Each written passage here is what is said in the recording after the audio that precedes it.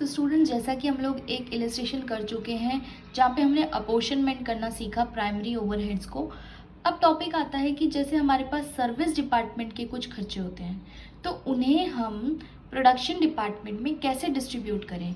इस टॉपिक को करने के लिए हमने कुछ मेथड्स आपको गिवन है, आपके कोर्स में है। साइमल्टेनियस इक्वेशन मेथड है जहाँ पे हम लोग इक्वेशन बनाते हैं। रेपिटेटिव डिस्ट्रीब्यूशन मेथड है जहाँ पे हम बार बार डिस्ट्रीब्यूट करते रहते हैं। और थर्ड है कि हम इंटर डिपार्टमेंट ट्रांसफ़र को, इंटर सर्विस डिपार्टमेंट के ट्रांसफ़र को इग्नोर कर देते हैं। एक स्टेप लैडर मेथड है और एक ट्रायल एंड एरर मेथड है। तो सबसे पहले हम सीखेंगे साइमल्टेनियस इक्वेशन मेथड। जैसा हमने 10th स्टैंडर्ड में पढ़ा है, हम लोग एक इक्वेशन बनाएंगे और इक्वेशन की हेल्प से हम लोग सॉल्व करेंगे। जैसे इक्वेशन है, a company has 3 production department and 2 service department. 3 तो प्रोडक्शन डिपार्टमेंट है A, B, C and 2 service department है P एंड Q। सो आपको एक्सपेंडिचर गिवन है, आप देख सकते हैं। जो A, B, C के जो एक्सपेंडिचर है वो 9,000, 6,000 और 3,000 है और प्रोडक्शन सर्विस डिपार्टमेंट के 702 और 900 हैं। अब हमें क्या गिवन है कि जो एक्सपेंसेस हैं इसका ये रेशियो गिवन है, यानी जो P एक्सपेंडिचर है, P प्रोडक्ट पे जो हम कर रहे हैं, A को कितना देना है 20, B को देना है 40, C को देना है 30, P को कुछ नहीं देना है और Q को देना है 10। यानी P के जो खर्चे हैं, P एक सर्विस डिपार्टमेंट है जिसका खर्चा है 702 रुपये। ये देखिए यहाँ पे इस 702 को हमें इस रेशियो में डिस्ट्रीब्यूट करना है, तो P को तो कुछ नहीं मिलेगा। और जो Q का खर्चा है, जैसे Q का खर्चा है 900 रुपये, सो 900 किस में डिस्ट्रीब्यूट होगा, A, B, C और P में डिस्ट्रीब्यूट होगा। और रेशियो क्या है 40, 20, 20, 20 का। हमें अब एक इक्वेशन बनानी है। इक्वेशन कैसे बनानी है, हमने जो टोटल ओवरहेड्स मान लिए हैं सर्विस डिपार्टमेंट, P के मान लिए हैं X और Q के मान लिए हैं Y। P के खर्चों को हमने नाम दे दिया X और Q के खर्चों को हमने नाम दे दिया Y। सो आप देख सकते हैं X equals to 702 of 0.2Y। ये इक्वेशन हमने कैसे बनाई, देखिए अभी हम किसका खर्चा निकाल रहे हैं, X। किसका खर्चा है, P का है। सो P के खर्चे की बात करते हैं तो देखिए ये रेशियो आपको दिख रहा है। P का खर्चा कितना है 702। सो 702 तो है ही और इसको 20% किसका मिल रहा है, Q का मिल रहा है। सो 20% Q का मतलब 0.2 ऑफ Y, 0.2 ऑफ Y। सो इस इक्वेशन को मैं लिख लूँगी, एक बार देखना कैसे लिखना है। हमने P के खर्चे को क्या माना है, X माना है और Q के खर्चे को क्या माना है, Y माना है।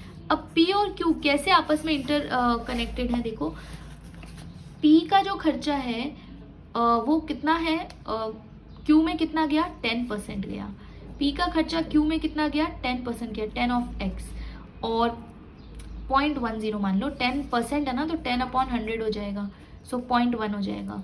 और Q के पास कितना गया है P वाला खर्चा, देखो P का खर्चा है वो Q के पास कितना गया है 0.2Y गया है।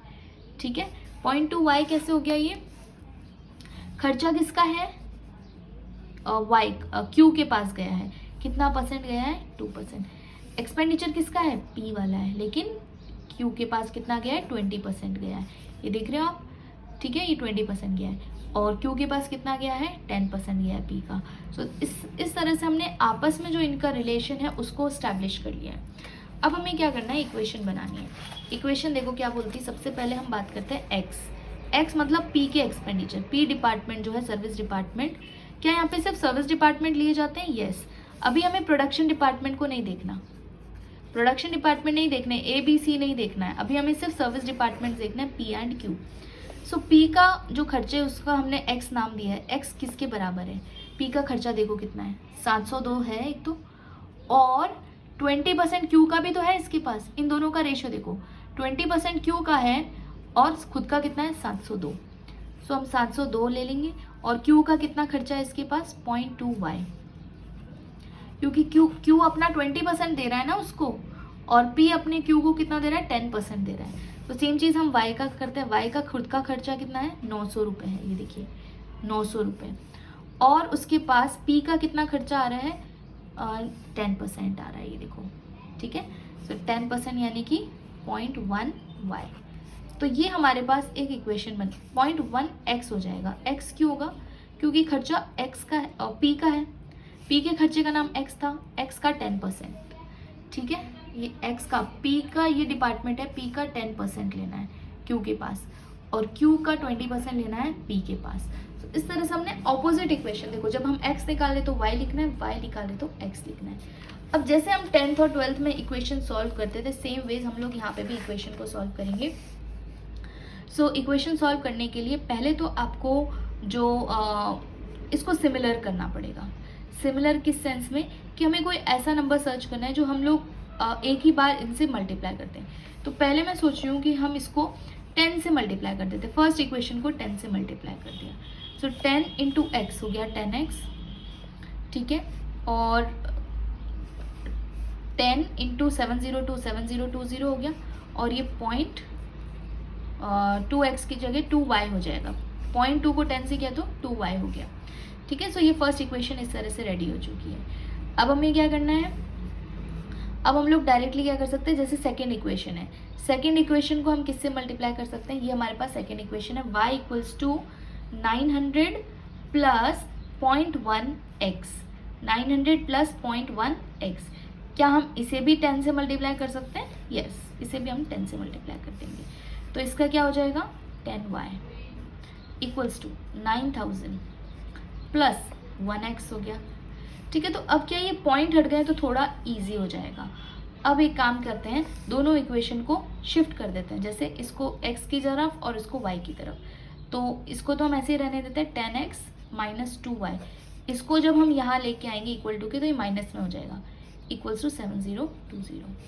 और सेम चीज़ इसको हम क्या करेंगे, x के नीचे लेके आ जाएंगे ताकि ये माइनस x हो जाएगा प्लस 10y हो जाएगा इक्वल्स टू 9000 हो जाएगा, ठीक है। तो अब देखो x के नीचे x आ गया, y के नीचे y आ गया। अब हमें क्या करना है, इस इक्वेशन को इसके बराबर, मतलब कोई ऐसा नंबर ढूंढना है जिससे ये कट जाए। तो मैं क्या करती हूँ, इस इक्वेशन को 10 से और मल्टीप्लाई कर देती हूँ ताकि ये 10x हो जाएगा, तो यहाँ से कट जाएगा ये, ठीक है। सो इस इक्वेशन को जब मैंने 10 से मल्टीप्लाई किया तो 10x हो गया माइनस का, ठीक है, और ये हो जाएगा प्लस 100y इक्वल्स टू 90000, ठीक है। सो एक इक्वेशन बन गई ये और दूसरी इक्वेशन बन गई ये। मैंने क्या किया, इस सेकेंड इक्वेशन को 10 से मल्टीप्लाई कर दिया। सो अब एक प्लस का 10 एक माइनस का 10, ये कट हो गए। 2 और 100, जैसे 100 में से 2 गए, सो 98y बचे, और 90,000 में से 90,000 में से हमने ऐड कर दिया 7002, तो ये 97020 हो गया। सो अब हम इसको डिवाइड कर देंगे, 97020 डिवाइड बाय 98, जैसा हम 10th में करते थे सेम वैसा ही है। सो 97020 डिवाइड बाय 98, 990 आंसर आ गया। सो y की वैल्यू कितनी आ गई, 990। क्या हम y की वैल्यू किसी भी इक्वेशन में पुट कर सकते हैं? हाँ, हम कोई भी इक्वेशन ले लो, जैसे हम ये वाली इक्वेशन ले लेते हैं। सो इससे क्या होगी, x की वैल्यू आ जाएगी, देखो 10 into 990 equals to 9000 plus 1x। So ये कितना हो जाएगा, 9900 minus 9000 equals to x। So ये 900 इक्वल्स टू x हो गया। सो x की वैल्यू आ गई 900, y की वैल्यू आ गई 990। नाउ हम लोग क्या कर सकते हैं, बस अब हमें कुछ नहीं करना, देखो। सो ये x की वैल्यू आ गई 900 और y की वैल्यू आ गई 90। तो जो टोटल ओवरहेड्स है P डिपार्टमेंट के 900 और Q डिपार्टमेंट के हो गए 990, which can be apportion to the department on the given percentage. So अब हम इनको परसेंटेज में डिस्ट्रीब्यूट कर देंगे। सो देखो 900 का 90% लेंगे और 990 का 80% लेंगे।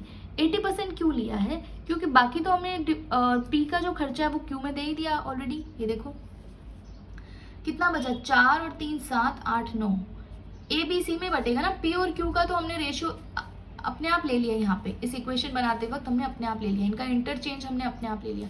बचते कौन से हैं, A B और C। सो 20 प्लस 40 प्लस 30 कितना होता है, 90। सो अब हमें 900 का 90% करना है, यानी 810 रुपये डिस्ट्रीब्यूट करने हैं। सेम चीज़ यहाँ पे ए बी सी का देखो 40 प्लस 20 20 तो 80 हो गया, यानी हमें 80% लेना है, 80% लेना है 990 का। किस में डिस्ट्रीब्यूट करना है, ए बी और सी में। पी क्यू में क्यों नहीं करना, क्योंकि हम ऑलरेडी कर चुके हैं। सो देखो 810 का हमने किस रेशियो में करना है, 810 का 20% करना है। सो 810 इंटू 20%, 162 रुपये। 810 का हमें, एक मिनट रुकना, 810 का, हाँ 810 को ही डिस्ट्रीब्यूट करना है और उसका हमें ए को कितना करना है 20%, बी को करना है 40% और सी को करना है 30%। सो एक बार देखना 900 इंटू, हाँ आप क्या करो डायरेक्ट सीधा हम 900 का भी 900 को भी हम लोग लिख सकते हैं। 900 का हम लोग लेंगे 20%, 900 इंटू, देखो एक बार 20%, ठीक है। ए को देना है, बी को कितना देना है 40, सो 900 इंटू 40%, 360, और ऐसे 900 इंटू 30 कर दोगे तो 270 आ जाएगा। सेम वेज हमें 990 को भी 990 का 40 लेना है, 20 लेना है और 20 लेना है।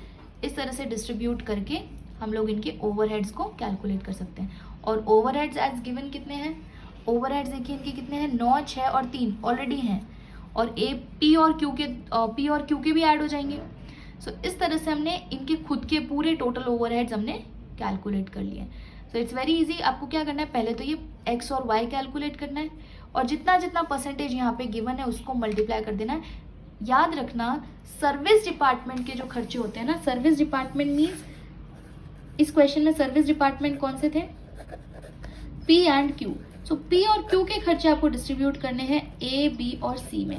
सो उसके लिए आपको पहले इनके खर्चे पता होने चाहिए, ओवरहेड्स पता होने चाहिए जो हमने इक्वेशन मेथड से किए हैं।